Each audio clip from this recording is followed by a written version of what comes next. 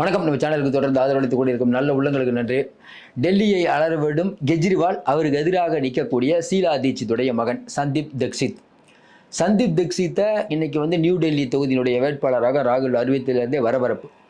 ஏன்னா ஷீலா தீட்சித்தை தோற்கடித்தவர் நம்ம கெஜ்ரிவால்.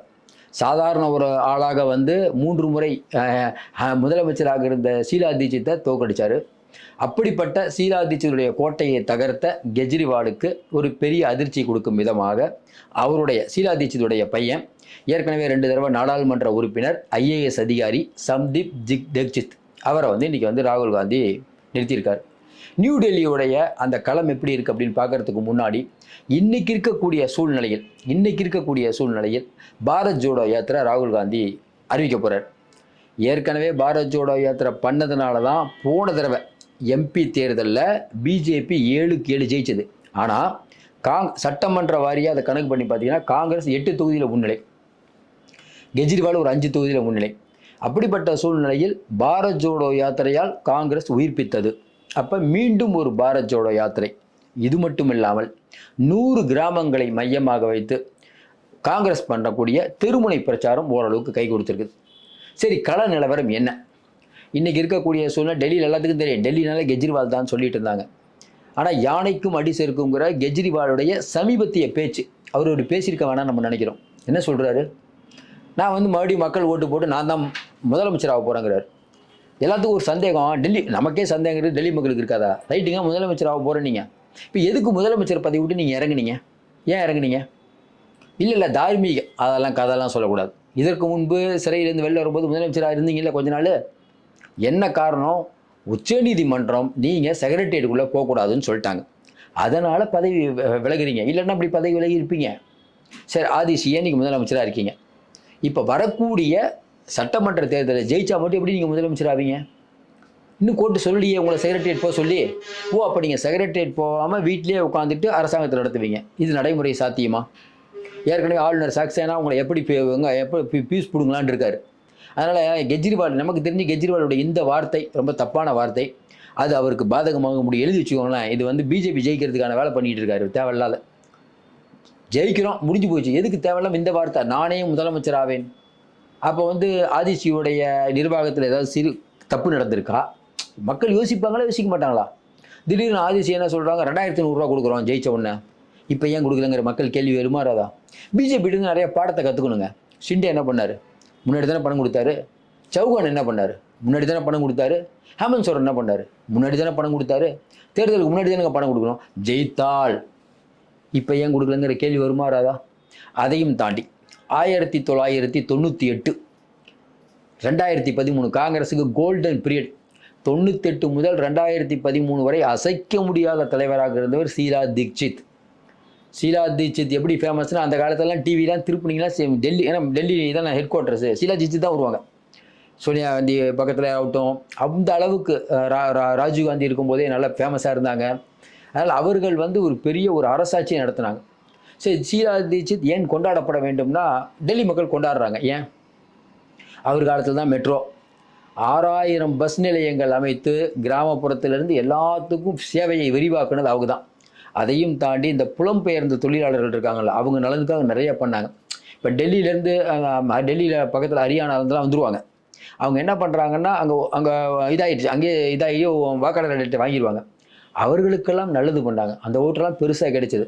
நீங்கள் பார்த்தீங்கன்னா புறநகர் டெல்லியை தாண்டி, புறநகர் டெல்லி நல்ல பேர், நியூ டெல்லியில் அவங்களை அசைக்கவே முடியல. அப்படிப்பட்ட ஷீலா தீட்சித் தான் இன்றைக்கி 30 லட்சம் பயணிகள் ஒரு வருஷத்தில் மட்டும் அவ்வளோ பேருக்கு இன்றைக்கி பஸ் ஃபெசிலிட்டியே பண்ணி கொடுத்தாங்க. அது மட்டும் இல்லாமல் பார்க்குற இடம்லாம் கிட்டத்தட்ட ஒரு 75 மேம்பாலம் கட்டினாங்க. போக்குவரத்து நெரிசலை குறைச்சாங்க. இப்போ இந்த குளோபல் வார்மிங்லாம் இருக்குல்ல, அதெல்லாம் அவங்க காலத்தில் இல்லை, அதனால் தப்பிச்சிட்டாங்க. அப்போ மேம்பாலங்களை மேம்படுத்துவது, ஏன்னா இன்றைக்கி டெல்லி ஹெட் குவார்ட்டர்ஸு, முக்கிய அதிகாரிகள், பெரிய பெரிய தலைவர்கள், வெளிநாட்டு எல்லாம் வருவாங்க. அப்படிப்பட்ட சூழ்நிலை அங்கே நிறைய ஆடிட்டோரியம் கட்டினது. ஏன்னா பெரிய கன்வென்ஷன் ஹால்லாம் இல்லை, அதெல்லாம் டெவலப் பண்ணது அவங்க தான். டெல்லியை புனரமைத்ததில் நம்ம இவங்களுக்கு ஷீலா தீட்சித்துக்கு ஒரு பெரிய பங்கு உண்டு. இப்படிப்பட்ட ஷீலா தீட்சித் 1998 ஜெயிக்கிறாங்க, 2008 ஜெயிக்கிறாங்க, 2003 ஜெயிக்கிறாங்க. இப்படிப்பட்டவர்கள் தோக்குறாங்க. ஏன்? 2013 அவங்க நிற்கிறாங்க. 25,000 வாக்கு பெற்று பின்னாடி போகிறாங்க, கெஜ்ரிவால்கிட்ட தோக்குறாங்க. கெஜ்ரிவால் ஜெயிக்கிறார். என்ன காரணம்? ஷீலா தீட்சித் மட்டும் வேலை செய்கிறாங்க, மற்ற யாரும் தூங்கிட்டாங்க. காங்கிரஸ்காரங்க எப்பயும் பார்க்கலாம் அந்த மாதிரி. கெஜ்ரிவால் ஒரு ரவுண்டு ஊர் ஃபுல்லாக ரவுண்டு அடிக்கிறார். அடித்து நியூ டெல்லியில் நின்று ஷீலா தீட்சித் 3 தடவை ஜெயித்த தொகுதிகளில் அவரை 25,000 வாக்கு வித்தியாசத்தில் ஜெயிக்கிறார். இன்னும் குறிப்பாக பார்த்தீங்கன்னா தொடர்ந்து அந்த தொகுதியில் 2 தடவை கெஜ்ரிவால் ஜெயிக்கிறார். இன்றைக்கி என்ன பிரச்சனை ஆச்சு அப்படின்னு பார்த்தீங்கன்னா, ஒரு பக்கம் பாரத் ஜோடோ யாத்திரை, யார்? காங்கிரஸ். இப்போ கெஜ்ரிவால் நான் தான் முதலமைச்சர்னு அறிவிச்சிட்டார். அவர் என்னைக்கு அறிவித்தார் அன்றைக்கே பார்த்தீங்கன்னா காங்கிரஸ்க்கு இன்றைக்கி சந்தீப் அவரை போடுறாங்க. யார்? ஷீலா தீட்சித்தோடைய பையனை அந்த தொகுதியில் இறக்கிட்டாங்க. அவரும் உடனே பிரச்சாரத்தை ஆரம்பிச்சிட்டார். சந்தீப் தீட்சித் ஏற்கனவே 2004 முதல் தடவை எம்பியாக நின்று ஜெயிக்கிறார். 2009 எம்பியாக நின்று ஜெயிக்கிறார். அடுத்த பீரியடில் நிற்கும் போது தோக்குறார். இதுதான் அவருடைய வரலாறு. டெல்லியை பற்றி ஓரளவுக்கு அறிந்தவர்.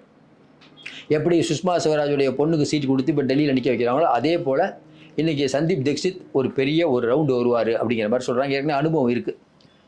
இதில் குறிப்பாக ராகுல் காந்தியோட நடைப்பயணம். ராகுல் காந்தி டெல்லியில் நடைப்பயணம் அப்படிங்கிறது அடுத்த வரக்கூடிய சட்டமன்ற தேர்தலுக்கு மிகப்பெரிய உதவியாக இருக்கும் அப்படின்னு காங்கிரஸ் நினைக்கிறாங்க. அது ஏற்கனவே உண்மையும் கூட போன தடவை நடந்திருக்குது. இப்போ என்ன சிக்கல்னா, கெஜ்ரிவாலுக்கு எதிர்த்து நிற்கிறது யாருன்னா ஷீலா தீட்சித்தோட பையன். அது மட்டும் இல்லை, வரலாறு எப்படி மக்கள் பார்ப்பாங்கன்னா, ஒரு காலத்தில் ஷீலா தீட்சித் நிறைய நன்மை பண்ணாங்கப்பா, அவங்கள நம்ம தோக்கடிச்சிட்டோம், அவங்க இறந்துட்டாங்க. இறக்கிறதுக்கு முன்னாடி அவங்க கொடுத்த பேட்டிலாம் பார்த்தீங்கன்னா எதனால் தோத்தோம்லாம் சொன்னாங்க. இப்போ காங்கிரஸ்காரன் என்ன பண்ணான்னு விளக்கமாக சொல்லியிருக்காங்க. இப்போ சந்தீப் தீட்சித் இவர் இன்னைக்கு இப்போவே வேலையை ஆரம்பிச்சிட்டார். சந்தீப் தீட்சித் இப்போவே வேலையை ஆரம்பிச்சிட்டார். ஒரு பக்கம் ராகுல் காந்தி. இது மட்டும் இல்லாமல் யாருமே யோசிக்காத அளவுக்கு கிராமங்களில் பிஜேபியை தாண்டி இன்றைக்கி காங்கிரஸ் ஓரளவுக்கு நல்லா பர்ஃபார்மன்ஸ் பண்ணிகிட்டு இருக்காங்க. ஆனால் என்ன நிலவர்றாங்க, எப்பயுமே 2 போட்டியாளர் வலிமையாக இருக்கும்போது நடுவில் ஒரு ஆள் காலியாக போயிடுவாங்க. இது வரைக்கும், அதாவது போன வாரம் வரைக்கும் காங்கிரஸ் டவுனாக தான் இருந்தது. இப்போ பாரத் ஜோடோ யாத்திரை, சந்தீப் தீட்சித்தை போடுறது, இதெல்லாம் பார்த்து ஏன்னா காங்கிரஸும் பயங்கரமான இப்போ கோதாவில் கூச்சிருச்சாங்கிற அளவுக்கு இருக்குது. அதனால் இந்த தடவை கெஜ்ரிவால் ஜெயிப்பது அவ்வளோ ஈஸி இல்லை. ஏன்னா தேவையில்லாமல் காங்கிரஸே ஆளை போடுங்க நான் பார்த்துக்கிறேங்கிற ஓவர் கான்ஃபிடென்ட்டாக இருக்கார். ஓவர் கான்ஃபிடென்ட் இருந்தால் என்ன ஆகுங்கிறது ஹரியானாவில் தெரியும். ஒரு சீட்டு காங்கிரஸ் கொடுக்குறேன்னு அது வேணான்ட்டு இருக்கிறதும் போச்சு. அதனால் இன்றைக்கி கெஜ்ரிவால் அந்தளவுக்கு ஈஸியாக ஜெயிக்க முடியாது. பிஜேபிக்கு ஒரு லக் அடித்தால் அடிக்கலான்னு தான் தோணுது. ஆனால் காங்கிரஸ் பெரிய அளவுக்கான மார்ஜின் வரும், அவங்களுக்கு வாக்கு சதவீதம் அதிகமாகும். இன்னும் குறிப்பாக பார்த்தீங்கன்னா ஒழுங்காக காங்கிரஸ் பெர்ஃபார்ம் பண்ணால் சொல்ல முடியாது, எதிர்கட்சியாக கூட வரலாங்கிற மாதிரி தான் சொல்கிறாங்க. ஏன்னா பாரத் ஜோடோ யாத்திரை எப்படி இம்பாக்ட் இருக்குன்னு தெரியல. போன தடவை இம்பாக்ட் இருந்துச்சு. அதனால் டெல்லி ஒரு கலந்து கட்ட தான், இப்போ யாருன்னு சொல்ல முடியல. ஆனால் காங்கிரஸும் கோதாக்கு வந்துருச்சு அப்படிங்கும்போது கெஜ்ரிவாலுக்கு தான் பாதிப்பது. அது தேவையில்லாமல், ஏன்னா மதவாதம் இதவாதம் இஸ்லாமியர் ஓட்டு அவங்க ஓட்டை எல்லாத்தையும் காங்கிரஸ் வாங்கிடும். ஏன்னா 2 பேரும் பிஜேபியும் உங்களை அடிச்சிட்டு இருக்காங்க, நம்ம உங்களுக்கு வாய்ப்பு கொடுக்கக்கூடாதுன்னு ஏன் நினைக்கக்கூடாது, ஒரு மாற்றம் வரும் ராகுல் காந்தி சொல்கிறாரு. பிரியங்கா, ராகுல், சோனியாங்கெல்லாம் களத்தில் இறக்குனாங்கன்னா வேறு மாதிரி இருக்குங்கிறாங்க. பொறுத்து தான் பார்க்கணும். ஆனால் இந்த கெஜ்ரிவால் சொன்ன இந்த வார்த்தையை சொல்லியிருக்க வேணாம், நானே முதல்வருங்கிறாரு. அது தவறான வார்த்தையை தான் நம்ம பார்க்குறோம். டெல்லி மக்கள் அப்படி தான் யோசிப்பாங்க, நம்ம நினைக்கிறோம். பொறுத்து இருந்து பார்ப்போம். மீண்டும் சந்திப்போம். நன்றி, வணக்கம். உங்களுக்கு இந்த வீடியோ பிடிச்சிருந்துச்சுன்னா லைக் பண்ணுங்க அண்ட் உங்களோட கருத்துக்களை கமெண்ட் பண்ணுங்க. மறக்காம சப்ஸ்கிரைப் பண்ணுங்க.